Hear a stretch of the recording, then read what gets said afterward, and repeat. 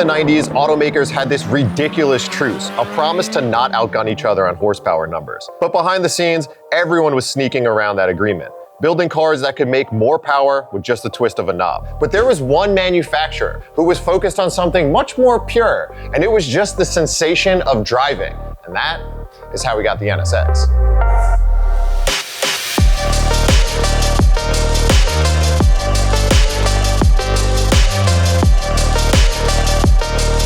And then they took things a step further with the NSX-R. But before we get into this car, we should probably talk about why the NSX even exists.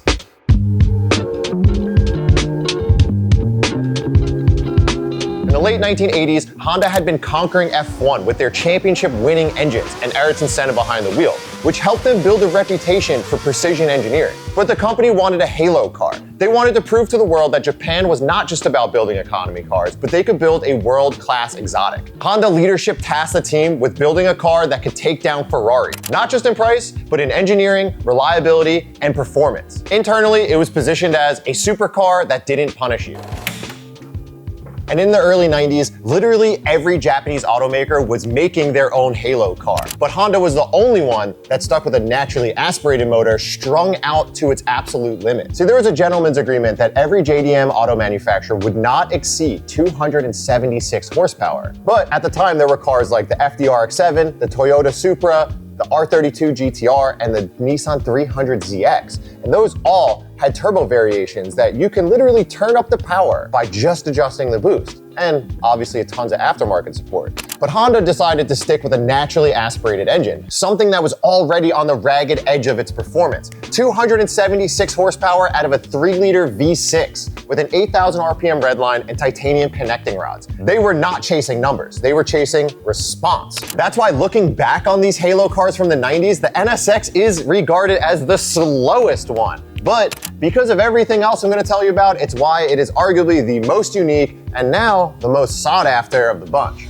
But Honda wasn't super concerned about the Toyotas, Nissans, and Mazdas of the world. They had their eyes set just a bit higher, Ferrari. The NSX was always known as the faux Ferrari, but honestly, in a lot of ways, it was a lot better. And nowadays, it's more expensive than most of the Ferraris it was competing after. See, the NSX had its sight on the Ferrari 348, a car from the period of time where Ferrari was not just known for being a supercar, but also their spotty reliability, difficult ergonomics, and tricky driving dynamics. So Honda saw an opening for a mid-engine sports car. So that's why the NSX was born. It's an all-aluminum body, the first all-aluminum monocoque for Honda. It was meant to be the everyday sports car before Porsche and McLaren started using that in modern times. But this was a car that was developed with an F1 driver, Ayrton Senna, which is how it is famously known. But the real mission behind the NSX was Ferrari experience with Honda consistency. And I owned one of these cars, and it was great. I put a ton of mileage on it, and it was, in fact, a Ferrari-ish experience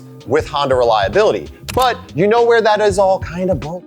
Is that it is not that cheap to maintain. The NSX requires engine out services for many maintenance items like timing belts, water pumps, and gearboxes. So the repair bills are pretty astronomical. Now granted, these cars have held their value tremendously throughout the years, and now, ironically, are more expensive than the Ferraris that they were once supposed to be the bargain version of. And even more so with special models like this, because Honda decided to do something pretty interesting. They wanted to come up with a halo model for their halo model, but you know what they weren't gonna do is put more power at it. They were gonna do something really interesting and take more weight out of it and make it more drivers focused. So that's why the NSX-R was born. All right, we gotta take a quick break from the episode to thank everyone who supported Driver's Era in trying to win my Clubsport E92 M3. I'm sorry to most of you guys, but last week, we finally got in touch with the winner. So next week's episode, he's gonna be coming down to California, picking up this car before I ship it up to Washington State. This was super fun for me to do, and I think it made for a really good Christmas for Oliver up in Washington. But I had to give you guys a quick update because I've gotten hundreds of DMs from people asking if they won the car because they got a random call from California, or what the update was. So there it is. Thank you guys all for supporting it. Maybe we'll do some more next year. But also, quick update, in January, we are gonna be missing some episodes, so if you're not already subscribed, hit that subscribe button, and if you are, hit that notification bell so we don't get lost in the algorithm. But now, back to the episode.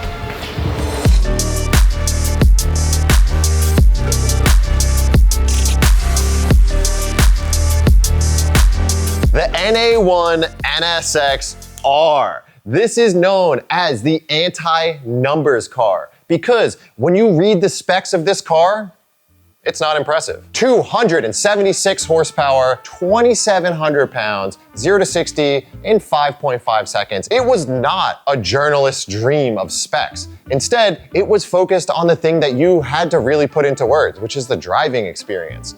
This is a car that was a unique take on how to build a sports car, pulling literally everything out of the car that you don't need. And I think the most interesting part of that starts inside. Most people like to talk about the NSX, talk about the uncomparable seating position and driving experience you get from being in the car. But me, being a 6'2", long torsoed white guy, usually my head's just stuck in the ceiling. So I pull the seat pad out and I could kind of get the feeling of it. But inside the NSX-R is where they started to really make this a more driver's focused car. The NSX already had this amazing F1-like fighter jet style, whatever the hell they want to say, seating position. But in the R, they removed everything you don't need. This is not a premium model that just has Alcantara and red stitching. They actually deleted the airbags from the steering wheel and the passenger side of the dash. It has non-powered mirrors, thinner carpet, thinner rear glass, and these lightweight carbon Kevlar bucket seats. It also has no power door locks. I don't know how much weight that saves, but I guess the car's small enough that you could just click it down. But one weird factoid is pulling all that weight out, these carbon Kevlar seats are actually still power actuated. And Honda really understands me and other drivers. The other big change that the NSX-R had over the base car is the gear set. They shortened the final drive and tightened up the gearing and made this car a lot more exciting to get up to the 8,000 RPM rev limiter. But I have owned an NSX and I thought it was a super underwhelming car, but I think the R changes all of that and fixed all of my gripes that I had with the car. So I'm super excited because I always liked the NSX, but I wanna see how much more of an improvement the R is over a base. And then we're gonna look at one of the coolest 2005 final year NSXs and see just how little they've changed throughout the years. The holiday season might be over, but that won't stop idiots like us from shopping for cars, whether we're gonna buy them or not. And Hagerty Marketplace is auctions we can trust from a name that you know. And since Hagerty insures our collector cars, it's filled with things that we love, from rare cars to parts and even huge collections. And if you're looking to sell your car, they allow you to do it with no costs, no commissions, no hidden fees. Their whole philosophy is it's your car, so keep your money. So if you're not like me and you haven't sold tons of cars, it can be pretty scary. So the Hagerty staff will actually help you every step of the way. And yes, I said staff, not a bot, not AI, no electronic BS, a real person who could help you step by step through the entire process. In previous episodes, they supported the channel by us promoting things like huge no reserve auctions and a huge Porsche collection with cars, project cars, memorabilia, and parts. They have a lot of really cool stuff, so make sure to go check it out. Now to get back to this episode.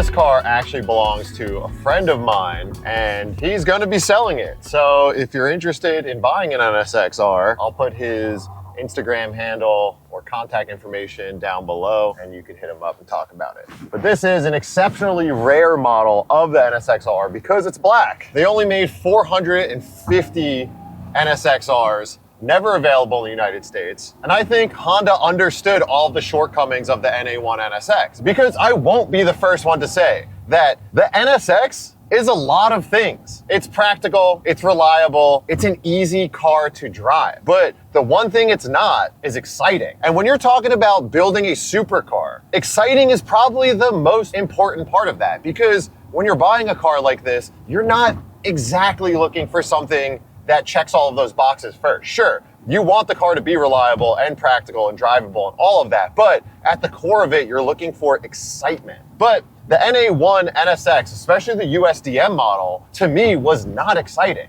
It had super long gears and it only made 276 crank horsepower. Pair that with a second gear that goes to 82 miles an hour, and what you have is a pretty mundane experience. I drove my car pretty much every day. I put a lot of miles on it. I had a great time using it as a commuter and taking it on road trips. But when the weekend came, if I was gonna go somewhere to go drive and have fun, I didn't want to take the NSX. But I do think that the R may have remedied some of my concerns. Not only did they pull a bunch of weight out of this car, they also fixed the gearing. So the NSX Type R had a shorter ring and pinion and a tighter gear set. This allows the car to get into its power band sooner rather than waiting to string out the mile per hour, and allows you to get into VTEC.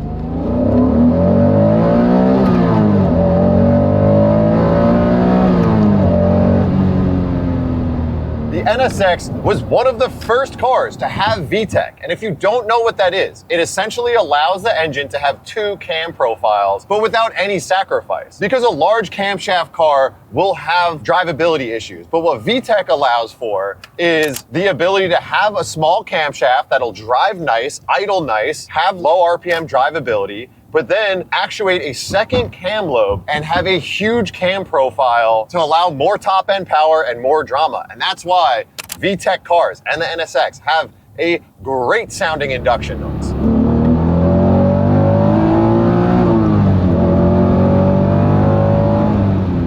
As a young enthusiast, when this car came out, I always compared it not to Ferraris, but more to the Supras and the RX-7s and the 3000 GTs, which is where this car sort of lived in this gray area where it wasn't quite a tuner car, but it wasn't quite an exotic. It sort of landed in its own Corvette type area where an NSX is an NSX, because now, being the old guy that I am, I own a supercar, and this feels nothing like a Ferrari. But I've also owned a Supra, I've owned an RX-7, I've driven a lot of GTRs, and this is in a class of its own there too. So the NSX sort of lives in this space defined by itself, because it's a supercar that is Honda reliable, it's practical, it's an easy car to drive, it's an easy car to be in, it's an easy car to live with, but it lacks a lot of the emotion of a true supercar, like a Ferrari or Lamborghini of its day. So now, I'm gonna stop yapping and see if the NSX-R remedies some of the emotional issues that I had with the base NSX. And we're gonna do it on the street, because you know what? These cars are made to be driven on the street. They're made for normal people to drive them around. So we're not going to the mountains, we're not going to the track. Does the NSX-R have on-road excitement that the other one was lacking?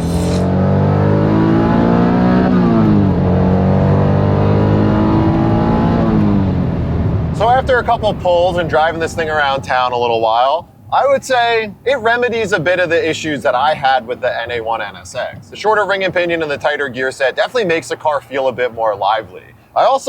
These seats are great, the driving position's awesome, and boring stuff that Road and Track boasted about, like having more shoulder room in the car, really does feel great. Like, I can't help but sort of want another NSX when I'm driving this thing around. But even with all the improvements with the NSX-R, I do see how the NSX just sort of lands in its own class. And I don't want to hate on NSXs at all, because I love these cars.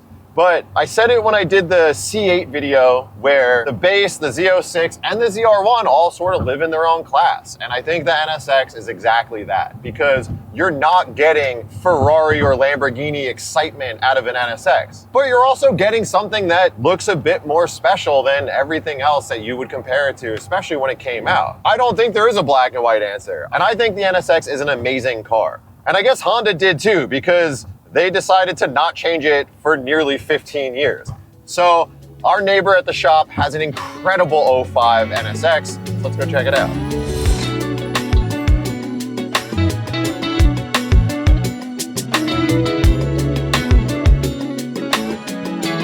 A lot of you guys ask us about our neighbors at the shop, Access Garage. They have tons of really nice DC2 Type Rs, EK9 Type Rs, but one of the guys also has this amazing NA2 NSX, and this car, grail status. A yellow on yellow NSX, not only original yellow interior, but yellow Recaros. This thing is incredible. The reason why I want to show you this car is because this is a 2005. It is the last model year of the NSX as we know it, before it went away for over a decade. And this car didn't change that much from 1991. In 02, they added fixed headlights. Gone are the pop-ups. in our fixed headlights. Slightly different bodywork, the introduction of a Targa top roof in 1996, a 6-speed transmission also started coming out in 1996 or 7, I don't remember. But then out back is where the largest change happened. And this is not how it came. This car is equipped with a supercharger, but the engine itself did get changed in the NA2 variant, but don't get too excited, because all they did was bump it up 0.2 liters to a 3.2 liter that made 290 horsepower. We're talking about a car that in 2005 made 290 horsepower. 2005, the STI made 300 horsepower. So Honda was so dedicated to the C30 and C32 engine that they didn't feel that this car needed a boost in power because they were trying to remain pure to just that sensation of driving. But this car's got a lot of mods. The owner's not here, but our buddy Sam is here. So we're gonna do a little quick build breakdown on this puppy.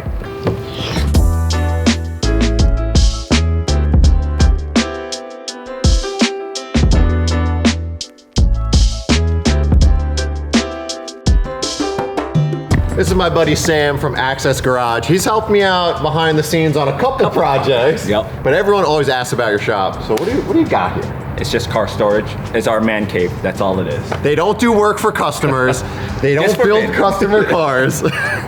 They just are a bunch of friends who are absolute Honda nerds. Yeah. And maybe we'll do a little shop feature in another episode, but let's keep it more about that. Okay, so this is my buddy Rusty's car. One of the guys that share the shop here. It has an NSX-R hood, downforce sides, spoon calipers, and then you gotta check out the wheels.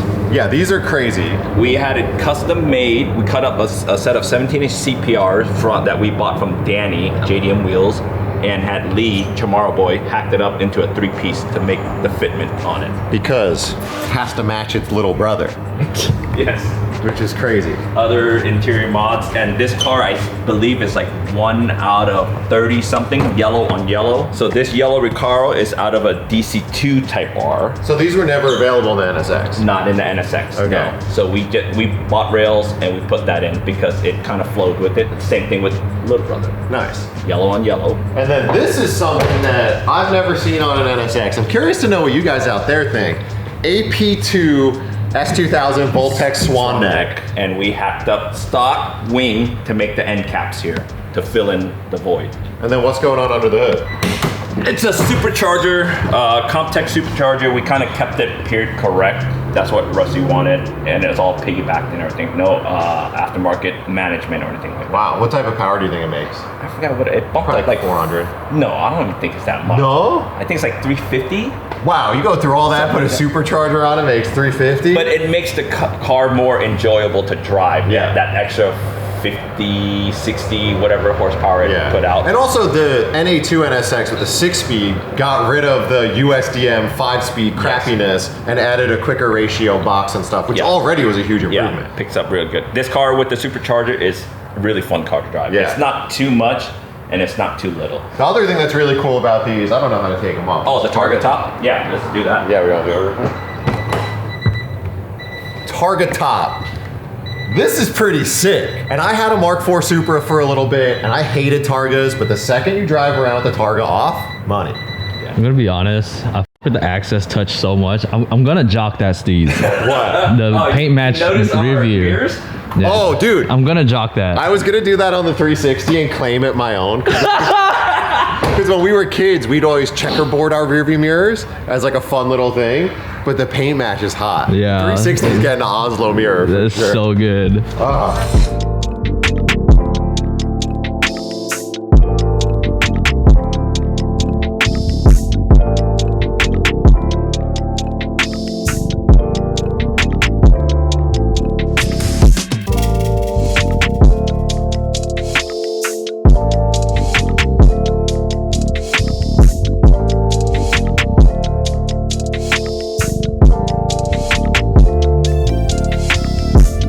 That's a wrap for the NSX episode. So if you made it this far, I'm sure you're already subscribed, but hit that notification bell. We appreciate you guys watching all year. Hope everyone has a happy holiday season, but for now, I don't know, go look at Hondas.